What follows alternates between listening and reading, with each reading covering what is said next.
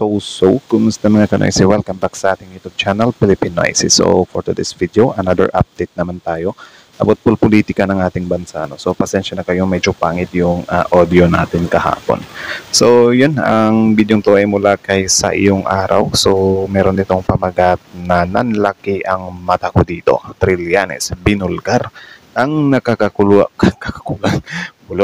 ang nakakalulang yaman ni FPRRD. So, yun, medyo exciting or interesting tong kwentong, topic natin ngayon, kasi syempre alam naman natin na yung mga DDS is parang sobrang allergy sila sa mga politiko na, mayayaman kasi nga daw, baka kinurakot yung pera or whatsoever. So, ito naman about ito kay FPRRD kasi alam naman natin na, ang gustong ay ipakita ni FPRRD na image niya sa mga DDS, sa mga sumusuporta sa kanya is sobrang simple niya lang na tao, So, tingnan natin kung sobrang simple niya lang ba talaga or sakto lang ba talaga yung pamumuhay niya, hindi nga ba talaga siya umasenso or yumaman sa pagiging presidente or sa pagpasok sa politika. So bago natin simulan Sa Iyong Araw, supportahan nyo yan. Tapos syempre kung trip nyo ng mga ganitong reaction video, may kasama kayo manood, huwag nyo na rin kalimutang supportahan yung YouTube channel natin, Philippine Noisy. Sa mga kanoisy, hindi na natin ito patatagalin pa. Simulan na natin, baka agawin pa ng China. Again, pamagat ng videong ito, nanlaki ang mata ko dito, Trillanes, binulgar ang nakakalulang yaman ni FPRRD. Philippine Noisy, Sa Iyong Araw. Like, comment, share, subscribe. Start. Binulgar ni Trillanes ang nakakalulang yaman ng dating Pangulong Rodrigo Duterte. Ang tanong, saan ito galing at ito ba ang dahilan kung bakit kayang-kaya ng dating Pangulo na bayaran ng napakamahal ang kanyang defense lawyer ngayon? Halika, atin itong pag-usapan, mga So, kaibigan. parang ba siya, diba? Meron naman tayong na time is the ultimate truth teller. So, since naitago niya nga na mabuti yung yaman niya, parang dito mapapalabas ba na nahuli siya ng ICC or ng International Court? Diba? Kasi wala, mapipilitan talaga siyang gamitin yung lahat ng yaman niya kasi sobrang mahal Namakyawang pamilya Duterte ng mga ari-arian sa Davao City at Metro Manila ayon kay Senador Antonio Trillanes IV. Sa listang eksklusibong ibinigay ni Senador Antonio Trillanes IV sa GMA News, may 41 ari-arian na pagmamayari ng pamilya Duterte. Trillanes is dakilang askal. 41. Kasi lahat ng mga apelyido na Duterte. Inamin ni Duterte na may bank account sa BPI Julia Vargas branch isang araw matapos na itanggi ang impormasyon. Pero hindi raw ito aabot ng 211 million pesos. Meron ako sa BPI. Hindi ganun kalaki. 1,000 lang. Sige, pakinggan natin yun yung 1,000 daw ni FPRRD. Well, hindi niya rin patunayan yan. Diba? Diba sila, sobrang lakas nilang mag-call out sa Pangulo na magpa-hair follicle test ka. Tapos sila naman yung mga bank account nila, ayaw nilang pabuksan, ayaw nilang ipasilip. Diba? Yung confidential funds, ayaw nilang ipaalam kung ano nga ba yung mga nangyayari doon kasi confidential daw. Alam niyo yung tipo na kapag sila yung naagrabyado, wala, hindi mo sila pwedeng pagdudahan, hindi mo sila pwedeng imbestigahan. Bago natin ipagpatuloy kaibigan, siya nga pala, Yan, support nyo rin yung The Great Controversy. Controversy ni Sa Iyong Araw. So, original video link na description box below. So, forward lang natin ng konti. Tuloy. Sa mas maliwanag mong hinaharap, purihin ang ating Panginoon Diyos Amen. at tayo magpatuloy. Isang Hermes bag na nagkakalaga ng milyon. Sa edad na 20, hawak na ni Kitty Duterte ang iconic na Helme, Birkin, simbolo ng kayamanan, Million. PLDK. Diba? Yung bag din na yan. Yung lifestyle din ni Kitty. May pa praise pa sila. Na si Kitty daw, nagsisell daw ng something like, sa TikTok, hindi umaasa sa magulang. Tapos yung ibang anak ng congressman daw, doon pa nag-aral sa abroad. So ngayon yung ipaliwanag kung yung lahat ba ng bag na yan ni Kitty is nakuha niya lang sa pagpo-promote ng products. Di ba? Nang ba ang kwento o may mas malalim pa? Matatandaan na ang lawyer ng dating Pangulong Rodrigo Duterte ay sinasabing nasa 30,000 to 40,000 euros daw. Magkano yan? Bayad ito, buwan-buwan o rumigit kumulang 2.5 million piso. 2.5 Nakakagulat na yan. million pesos. dang, paano babayaran ng isang simpleng tao yan? Ilang properties nga ba ang pagmamayari ng pamilyang Duterte? Ayon sa dating senador Antonio Trillanes IV, hindi lang isa, hindi lang dalawa, kundi 41 daw na properties ang nakapangalan sa pamilyang Duterte. Iba't ibang lokasyon mula Davao hanggang Maynila. Pero bakit tila tahimik si Duterte sa usapin ito? 2.4 bilyong piso saan galing? Hindi lang properties ang usapin, Trillanes mismo ang naglantad. May 2.4 bilyong piso daw na dumaan sa mga bank accounts ni Duterte. Pero paano? 2.4 billion pesos. Actually, hindi naman sa sinasabi natin na meron niyang ganun kalaking pera si FPRRD. Pero posible. Diba? Posible siyang mangyari. Kasi syempre, kung totoo yung mga ibinabato sa kanya na, meron siyang advisor na yung sila Michael Yang, something like that, or kung totoo yung mga ibinabato sa kanya na parang sila yung mga nagpoprotekta, di ba? So parang iba yun, especially yung mga pogos pa, di ba? If ever totoo din yun, or may connection sa kanila. Yung sa China pa, di ba? If ever totoo din yun na pinupunduhan sila ng China, sobrang posible talaga na magkaroon sila ng ganong kalaking pera. Though hindi natin masasabi na 100% totoo talaga yun. Diba? So, abang-abang na lang din tayo sa kasi yung iniimbestigahan naman din talaga to. Nangyari, sinubukan ng kampo ni Duterte na magpaliwanag kesyo regalo daw ng mayayamang kaibigan. Pero teka, bribe ba ito? O simpleng regalo lang? Ayon sa anti-graft law, hindi basta-basta pwedeng tumanggap ng milyones ng isang public official. 211 milyon na hindi deklarado 2014 pa lang. Ayon din kay Trillanes ay hindi na-deklara ni Duterte sa kanyang sakin ang 211 milyon na di umano'y nasa joint account nila ng anak na si Sara Duterte. Pero nung una, itinanggi ito ng kampo ni Duterte. Kalaunan, inamin nila. Pero bakit parang nagkakandatago sa totoo talaga? So, ibig sabihin, yung mga ibinabato sa kanila ni Trillanes, may katotohanan din talaga.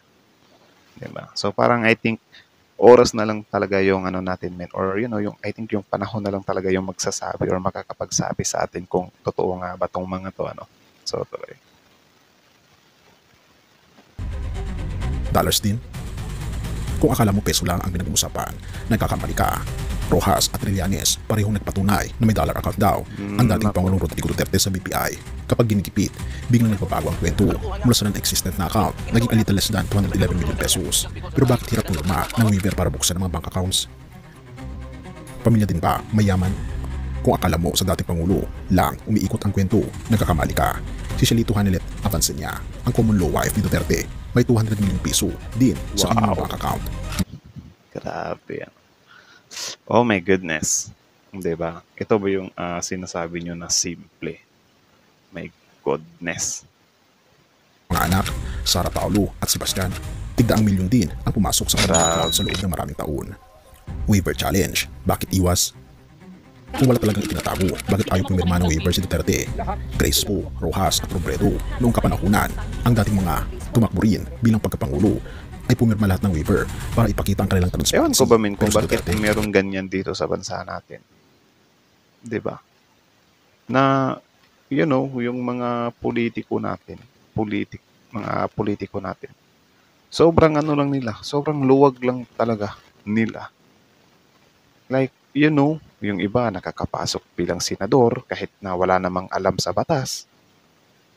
Diba? Though kodo sa ibang mga senador na wala namang tinapos pero inaral talaga nila ng mabuti yung batas.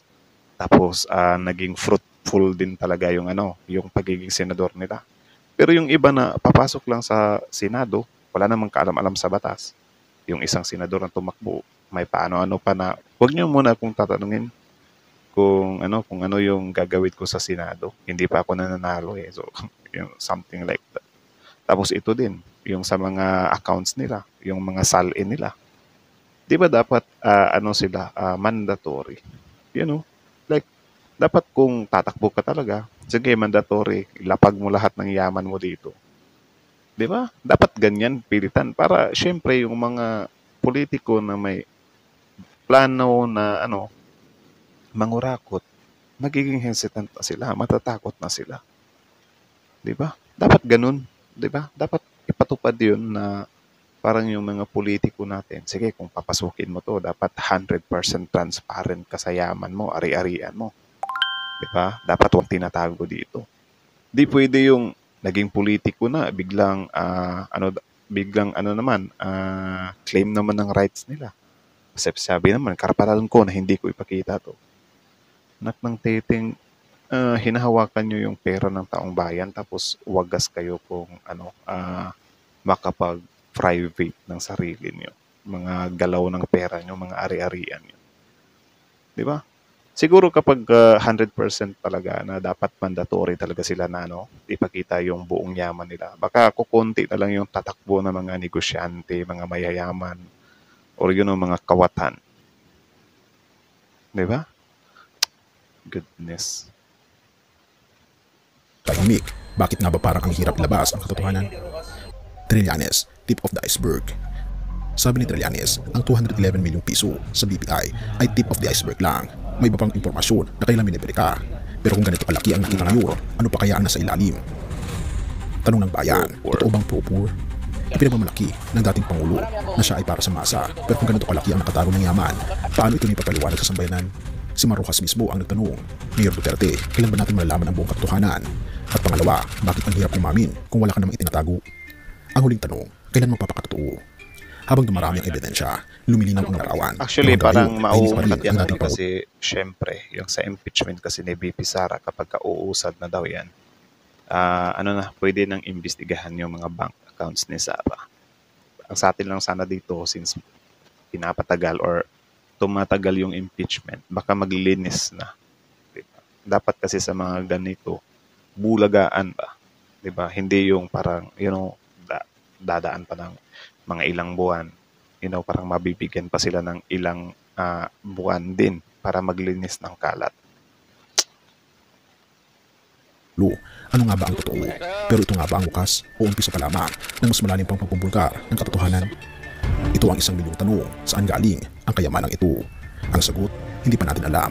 Pero sa dami ng detalye at listahan ng ari-arian, tila mahiganteng sikreto na pinitin tinatago. Pero hanggang kailan? Bukas kaya ang katotohanan? O mananatili lang itong tago? Sige, mananatiling tago yan kasi marami ding takot bumangga sa mga taong to Diba? Or if ever mailuklok na naman si BP Sara, wag naman sana. Bilang presidente dito sa bansang Pilipinas this coming 2028 is wala na. Forever nang hindi mauungkat yan. At purihin ang ating Panginoong Diyos. Lucas 8 verse 17, sapagkat walang natatago na hindi mahayag at walang lihim na hindi malalaman at mabubunyag. Ang mga tao ay maaaring magtago ng kayamanan, kapangyarihan at lihim sa mundo ito. Ngunit sa harap ng ating Panginoong Diyos, walang magtatago. Tulad ng sinabi ng ating Panginoon Jesus, darating ang panahon na ang lahat ng lihim ay mabubunyag, hindi maaaring mapagtakpan ng pera, posisyon o impluensya ang katotohanan sa harap ng ating Panginoong Diyos, kaibigan. Sa kwento ng pagkakabunyag ng nakatagong yaman, naalala natin na ang tunay na kayamanan ay hindi nasusukat sa dami ng ari-arian o pera sa bangko. Sa halip, sinabi ng ating Panginoon Jesus, Matthew 6 verses 19 to 20, huwag kayong mag-impok ng kayamanan dito sa lupa, na dito'y may naninirang tanga at kalawang, at dito'y may mga magnanakaw na pumapasok at nagnanakaw. Sa halip, mag-ipon kayo ng kayamanan sa langit. Ito ang paalala ng ating Panginoon Jesus, kaibigan. Ang yaman sa mundo. Agree ako dun pero syempre, since nandito nga tayo sa mundo, siguro yung sobra-sobrang yaman din talaga. Dapat hindi na nila ipunin yun. Pero kung goal mo lang naman na magpayaman, I think pwede pa rin yun. Diba? Na parang, Ngunit ang yaman ay binabahagi sa iba. Ang puso may malasakit sa mahihirap. Ang buong buhay na inuukol sa ating Panginoong Diyos. Iyan ang kayamanan hindi kinakalawang at nananatiling magpakailanman. Kaya ano ang tunay na kayamanan? Kaibigan. Hindi ano, pero sino ang tunay na kayamanan? Hindi ito nasusukat sa dami ng lupa o bank account, kundi sa kaugnayan natin sa ating Panginoon Jesus. Dahil ang ating Panginoon Jesus, siya ang tunay nating kayamanan. Siya lamang ang nagbibigay ng buhay na walang hanggan at kapayapaan na hindi kayang bilhin. So, si Kitty din talaga. Parang si Kitty din kasi yung binabakbakan ng kalaban kasi yun nagparitoke daw. Do wala naman akong say sa pagpaparitoke niya. Ang lang natin dito is parang, yun nga, parang inaano kasi nila na yung image ng mga Duterte is sobrang simple lang. Hindi mayaman, di ba? Walang pera, something like that. Pero meron naman pala. May mga mamahalin pang bag, di ba? Purihin ang ating so, yun Diyos naman at tayo mga manalangin. So, kayo na masasabi nyo dito, comment down below. Tapos pag-usapan natin yan sa comment section. So, again, ang video to ay mula kay Sa Iyong Araw. So, supportahan nyo yan. Original video link in the description box below. Tapos, syempre, bago nyo iwan yung YouTube channel natin, Pilipinoise, don't forget to like, comment, share, subscribe. So, kita nyo naman yun. Usapang yaman ni FPRRD. Sobrang dami, di ba? Tapos syempre, as expected, of course, hindi paniniwalaan ng mga DDS supporters yan.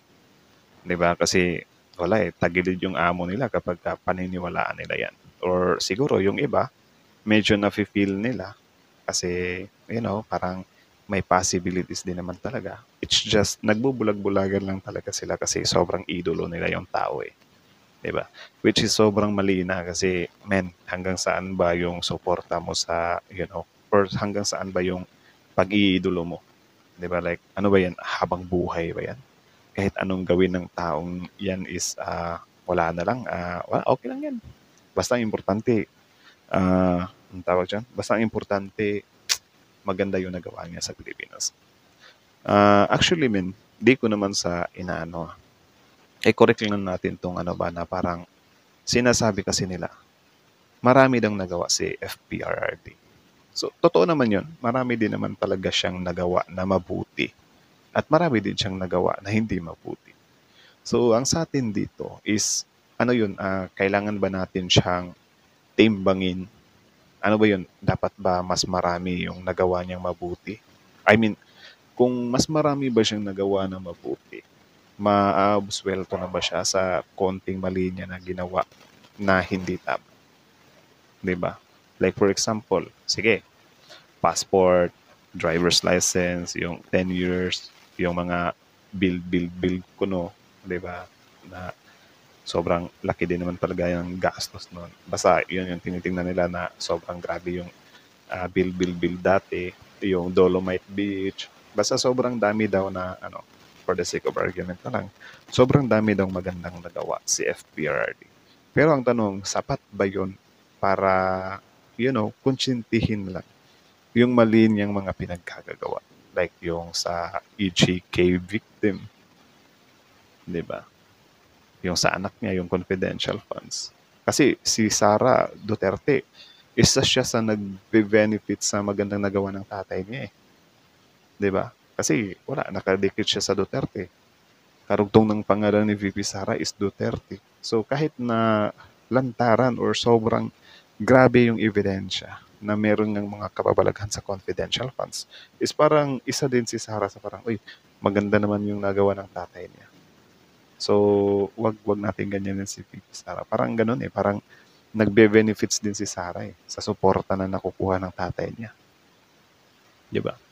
Actually, to be honest, dati akong DDS like supporter talaga ako ng mga DDS. Pero nung time talaga, si Sara naman yung nakapagpabago ng paningin ko sa mga Duterte. Di ba? Kasi kung ano yung mga pinagagagawa niya, yung sa confidential funds niya, di ba? Yung stand niya sa China, yung pagbabanta niya sa presidente, sa first lady, di ba? Iba yung yung sa libro niya pa, like 10 million na yun, di ba? Yung mga pagkain pa na napapanis. Sobrang daming butas, like sobrang daming butas na nakita kay VP Sara. Kaya simula nun, medyo, sobrang cringe nito Parang di ko na kayang supportan to Tapos, the way na nakikita ko rin yung ibang mga DDS supporters na parang bulag-bulagan lang sila sa mga pinaggagawa ni VP Sara is parang, ang cringe ng ng suporta na yan 'di ba? Sobrang pagiging panatiko na yan 'di ba? Which is yun yung ayaw nating mangyari na parang, nasa politika ka, pera ng taong bayan yung hinahawakan mo. Hindi ubra dito na 100% or forever akong magiging fan mo, 'di ba? Kapag may nagawa kang mali, edi mali 'yun. Ito din yung sa war on drugs din dati. Syempre alam naman natin as a Catholic, 'di ba? Parang meron tayong paniniwala na yung buhay ng isang tao is hindi talaga siya dapat kunin ng tao din. Dapat ang kukuha lang niyan is yung si God lang. 'Di ba? Kahit gaano pa kasalanan yung tao. So, dati, parang sinuportahan ko yun. Bulag-bulagan ako na parang, sige, okay lang yung war on D kasi sinabi naman ni FPRRD na siya yung mananagot. 'Di ba? Nung inutusan niyo yung pulis, akong bahala sa inyo. Ako mananagot yan. So, something like that. Pinaniwala ko na lang yung sarili ko dati na parang, pala to? Tawag dyan, willing si FPRRD na isacrifice yung soul niya para lang pagtsutsugin itong mga hayok sa laman ng mga dikas na to. Di ba? Kaysa makapang RAPE pa to ng mga bata. Di ba? So parang yun na lang yung stand ko. Pero nung time na bumaba na siya sa pwesto, tapos pinangingilagan niya na yung ICC, yung, liliti sa kanya, parang pinangingilagan niya na. Parang doon ako na-disappoint din kay FPRD kasi parang naloko tayo doon Di ba? Na nangangako ka na anong tawag dyan? Nangangako ka na ikaw yung bahala tapos ngayon hindi mo naman pala haharapin. Parang doon ako medyo kumalas sa pagiging fan ng Duterte. And ngayon, since pinapanood or pinapakinggan ko na yung sa kabilang side, parang sobrang daming realization na grabe, sobrang sobrang fanatiko ko pala dati talaga. Sobrang fanatiko talaga, min.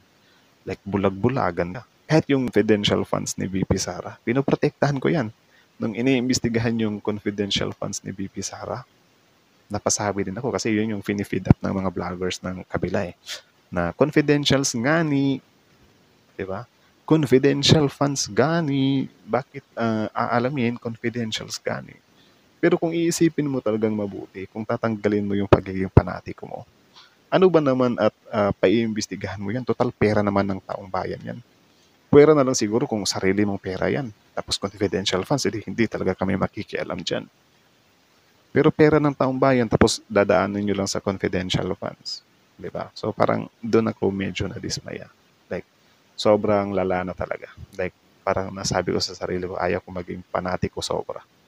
Like ako, to be honest, ngayon sa admin kay PBBM, hindi naman talaga ako totally panatiko ni PBBM. Ayaw ko ding maging panatiko ni PBBM na to the point na ipagtatanggol ko talaga siya habang buhay, kahit na may mali siyang magawa. If ever may magawa siyang mali sa hinaharap, huwag naman sana. Diba? Wala, kakalas din tayo. Kasi sobrang pangit talaga ng magiging panatiko, men. So, kita nyo naman, kahit pari ngayon, doon na sumide sa, sa dating Pangulo na ang ginawa is, chumuchugi. So, diba, sobrang cringe nun. Pari. So, yun lang naman. So, again, hanggang dito na lang muna. So, sa yung araw, supportahan nyo yan. Tapos, syempre, Filipino IC. Don't forget to like, comment, share, subscribe. Filipino IC is